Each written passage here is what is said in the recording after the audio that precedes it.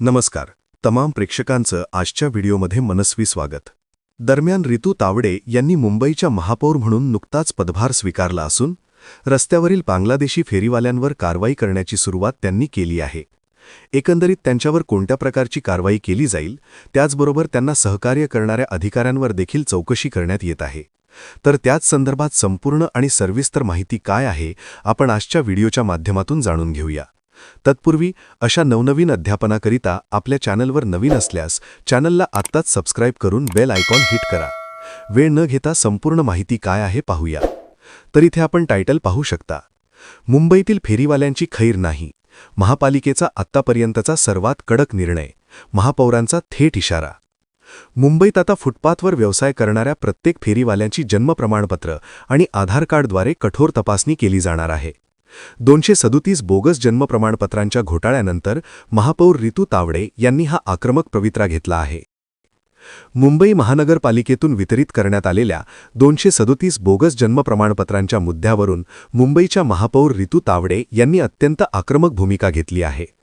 मुंबई महानगरपालिकेने ही प्रमाणपत्रे रद्द केली आहेत, पण तरीही अजूनही ती प्रमाणपत्रे अनधिकृत बांगलादेशी घुसखोरांच्या ताब्यात कशी, असा संतप्त सवाल रितू तावडे यांनी उपस्थित केला आहे।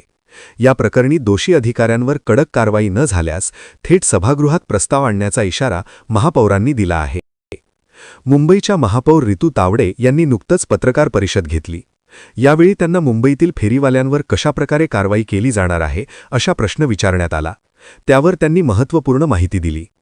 मुंबईतील फुटपाथवर व्यवसाय करणाऱ्या प्रत्येक फेरीवाल्याची आता कठोरपणे तपासणी केली जाणार आहे, असे रितू तावडे यांनी म्हटले। त्यांच्याविरुद्ध सभागृहात प्रस्ताव आणावा लागेल। आत्तापर्यंत 237 बोगस जन्म प्रमाणपत्र मुंबई महानगरपालिकेने दिले आहे।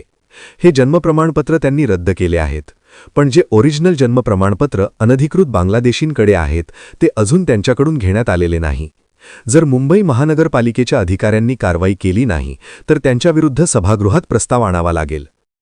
बांगलादेशींना सांभाळण्याचं काम जर मुंबई महानगरपालिकेच्या अधिकाऱ्यांकडून होत असेल तर आम्हाला कडक कारवाई करावी लागेल, असा कडक इशारा रितू तावडे यांनी दिला।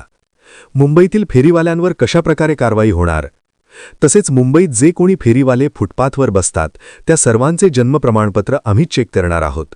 ती मोहीम आम्ही जोरदार हातात घेणार आहोत। त्यामुळे जे कोणी फेरीवाले आहेत त्यांचे जन्म प्रमाणपत्र कठोर पद्धतीने चेक केले जाणार आहेत। यावर कोणतीही माफी केली जाणार नाही, असे रितू तावडे यांनी सांगितले। कारण हा देशद्रोहाचा प्रकार आहे। तसेच ज्या कोणत्या बांगलादेशींना सांभाळण्याचं काम अधिकारी करत असतील त्यांच्यावरही कारवाई केली जाईल। हे करत असताना आम्ही प्रत्येक फेरीवाल्याचे जन्म प्रमाणपत्र, आधार कार्ड हे चेक केले जाईल, असेही रितू तावडे म्हणाल्या। दरम्यान रितू तावडे यांनी मुंबईच्या महापौर म्हणून नुकताच पदभार स्वीकारला। महापौर पदाचा पदभार स्वीकारण्यापूर्वी रितू तावडे यांनी पहिली कारवाई कोणावर करणार याची माहिती दिली होती। मी महापौर म्हणून नाही तर सेवक म्हणून काम करणार आहे। मी पहिल्या दिवसापासून सांगते की जरी मी महापौर झाली तरी मुंबईची सेवक म्हणून काम करणार आहे।